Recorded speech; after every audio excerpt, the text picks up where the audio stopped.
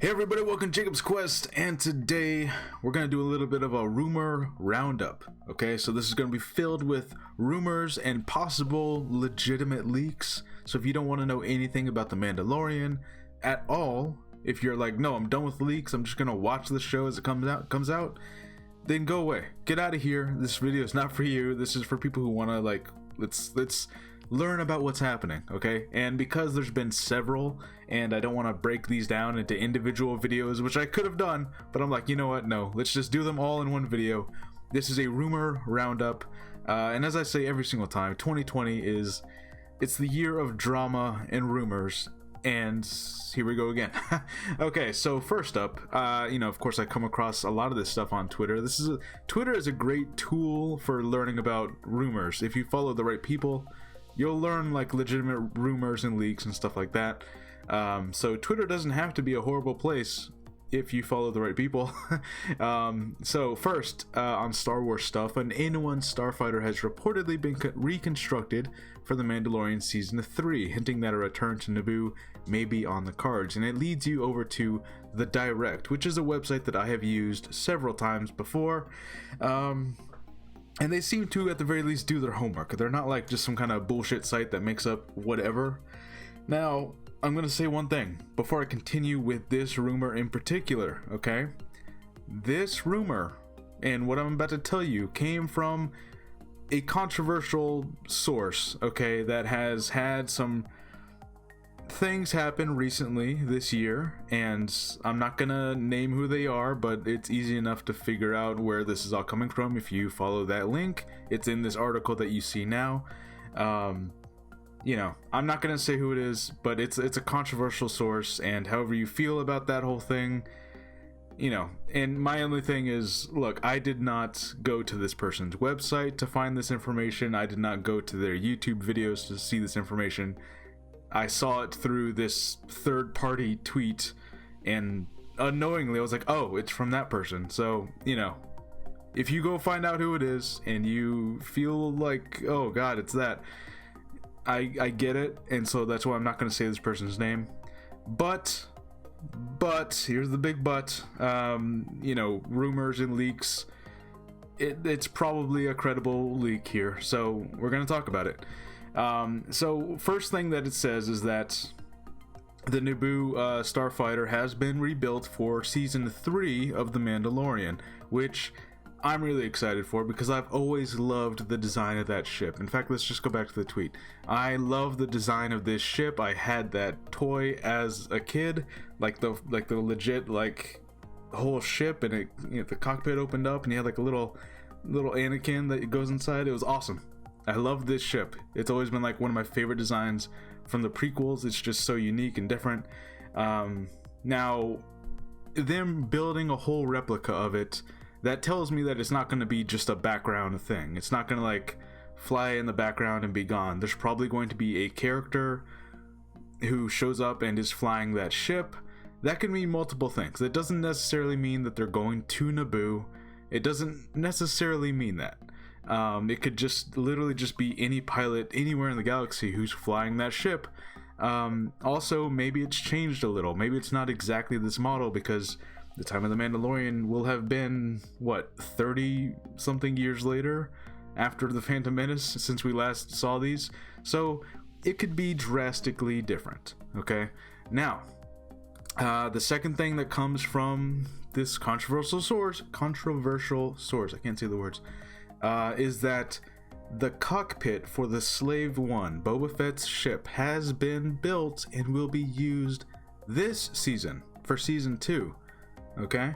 Now, of course, Boba Fett showed up at the end of episode 1, and then he disappeared. We haven't seen him yet. Some people might be a little disappointed by that, but honestly, like, the fact that he was confirmed to be alive at all is like a big deal. And that's something that, the rumored Boba Fett show, which is supposed to be a prequel to this show, will obviously fill out. Now, is he going to come back in this season? I don't know. I'm kind of doubting it because we only have 3 episodes left, and we seem pretty far removed from Tatooine and Boba Fett being brought up at all. The only thing that's still lingering in that plot point at all is that Din Djarin still has Boba Fett's armor.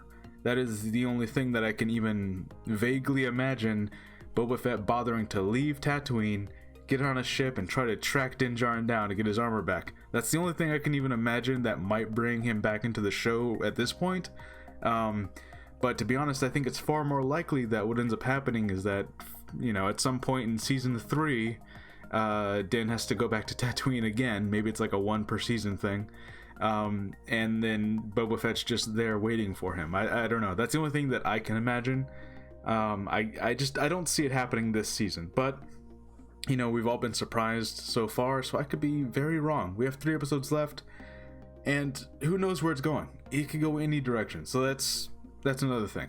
Okay, so that's the end of those rumors. Now the next rumor here is that so this is Corey Van Dyke from Kessel Run Transmissions, very reliable guy. Sabine Wren will be featured in the live-action Ahsoka series from our buddy Daniel RPK, Daniel Rickman, who is another very reliable source. It's on his Patreon. So Daniel Rickman is a scooper who's very reliable, but he has a Patreon, which, you know, of course you have to join that Patreon in order to get that information first. But that information always tends to kind of leak out into the public, especially if it's something like this big. So that's pretty cool. Now, of course, the live action Ahsoka spin-off is something that we had rumored about forever. And I think at this point everyone's like, it's obviously going to happen. Like, that last episode was very strongly like leaning and like, oh, wouldn't you want to follow her on her adventures? like the backdoor pilot for her show. And also, this kind of brings up a good thing that actually makes a lot of sense. In a recent interview with Vanity Fair, Dave Filoni was asked exactly what's going on in that episode, and we didn't see Sabine, and like, what happened at the end of Rebels? Sabine and Ahsoka were together. So here's the exact question that he was asked, and how this rumor actually fits with this. That quest, we learn, is a search for the villain Grand Admiral Thrawn. The last time fans saw Ahsoka was this spring's finale of the Clone Wars, but in the actual Star Wars chronology, the last time we saw her was at the end of Rebels, venturing off with Sabine Wren to find Ezra Bridger, who vanished along with Thrawn. Where does that scene fit in with where we find her in The Mandalorian? And Filoni says, right, but no, it's an interesting one. That's not necessarily chronological. I think the thing that people will most not understand is that they want to go in a linear fashion, but as I learned as a kid, nothing in Star Wars really works in a linear fashion. You do episodes 4, 5, and 6, and then 1, 2, 3. So in the vein of that history, when you look at the epilogue of Rebels, you don't really know how much time has passed. So it's possible the story I'm telling in The Mandalorian actually takes place prior to that. Possible. I'm saying it's possible. Okay, so the thing about that, and the reason that actually makes a lot of sense, is because we're assuming that the Ahsoka spin-off live-action TV series will take place after her appearance in The Mandalorian. And if that epilogue scene of her going back to Lothal, picking up Sabine, and going off to go find Ezra happens after The Mandalorian, that makes all the sense in the world, because now she supposedly has Thrawn's location, or at least a hint towards where he might be. And also, if you notice in the Mandalorian episode, Ahsoka did not have the white cloak, and she didn't have the white staff that we see her at the end with. So, at some point after the Mandalorian, Ahsoka will get that cloak and that staff for some reason, and then she'll head all the way back to Lothal and pick up Sabine and say, hey, I found something big, we can go get Ezra, something like that, right? And then that starts whatever this spin-off live-action show would be. So I do think we will see Ahsoka again in The Mandalorian before her show starts, because we still need to get to that point where she's Ahsoka the White, as people call her, making very Gandalf-esque things, because at the end of Clone Wars and in this Mandalorian episode, she is wearing a gray cloak, you know, showing like, oh, she's like the gray Jedi, basically, right? But by the time she goes back and gets Sabine, she's wearing a white cloak and a white staff. She's very Gandalf, right? I think Dave Filoni even drew that picture of Ahsoka with Gandalf So that definitely seems like what's going to be happening. And you know, Dave's whole thing about, hey, it's not exactly linear, it doesn't exactly have to be chronological like that, because he's right. We don't know. If you watch the whole segment again of the last episode of Rebels, we don't exactly know when that happened. Now, the only thing about that is, of course, Mandalorian takes place 5 years after Return of the Jedi, 9 years after A New Hope, right? So Ezra's been gone for a while, because remember, Rebels ends right before A New Hope starts. That means that if she hasn't found Ezra and Thrawn yet, they've been gone for 9 years, which is crazy. So there's all kinds of rumors of an Ezra and Thrawn type show, and maybe Thrawn's going to show up in Mandalorian. There's all kinds of crazy speculation going on. But I mean, if Ezra's been with Thrawn for 9 years doing who knows what, that's longer than he was with Kanan. Think about how much Ezra could have changed by now. So that's a very interesting story, which I'm sure there's still a lot of pockets to fill in there. In the last 9 years, what has Ahsoka been doing during the original trilogy? The events of all that happening. What has she been doing? Why has it been so difficult to find Thrawn? And where did she even get the lead to Thrawn is training some lady who's taken over this town? There's still a lot of questions. Oh, and also, according to that actress's hairdresser, she is one of the last surviving members from Dathomir, one of the Dathomirian witches, that magistrate lady was. So, I don't know how reliable, the hairdresser is, but very interesting stuff. Lots of questions still, but that's pretty cool. Okay, so there's that. And then our final rumor that we're going to talk about here. This is from Kessel Run Transmissions. They did this video. Now, the rumor is that Grogu, Baby Yoda, will appear in the Bad Batch animated series. Now, if you watch this video, Kessel Run Transmissions was very, very clear to say that this is not something that they have heard. This is not something that their sources have told them. This is simply something that they saw on Star Wars Leaks, the Reddit page. But the fact that they then were like, let's make a whole video about this and talk about it, tells me at least that they think there could be something here. Not necessarily, again, they did not hear this, so this is not like a rumor that they made or something that they're confirming. But the very fact that they made a whole video about this rumor tells me at least something, right? So it's very interesting that Grogu appears in the Bad Batch. Now, of course, the Bad Batch animated series is a show that they themselves broke. They broke that scoop before it was officially announced, right? Now that's interesting because, one of the big questions from last episode was that Ahsoka says that someone took Grogu from the Jedi Temple while Order 66 was happening. And of course, the Bad Batch series is rumored to happen immediately, after Order 66. So, if episode 1 starts with the Bad Batch on Coruscant, right as Order 66 is called, they go in there and they see all the Jedi getting killed, but because Bad Batch is all, they're all different and kind of messed up a little, right?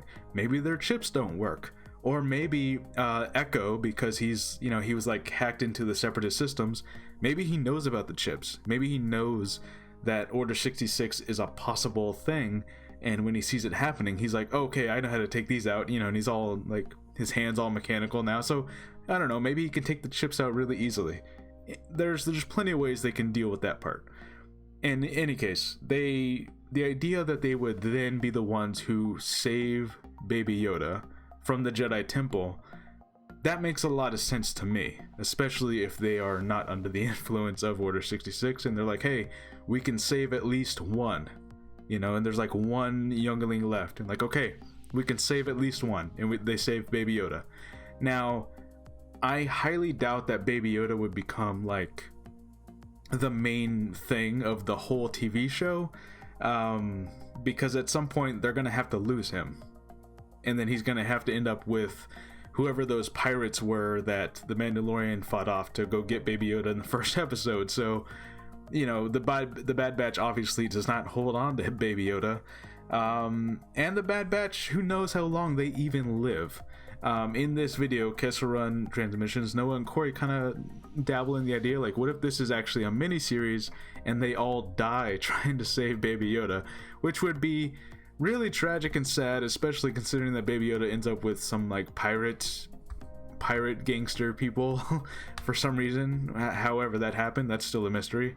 But yeah, I mean, it makes sense because, you know, my immediate thought was, I want novels and comics to like really deep dive into Baby Yoda's, Grogu's background. I want to know everything.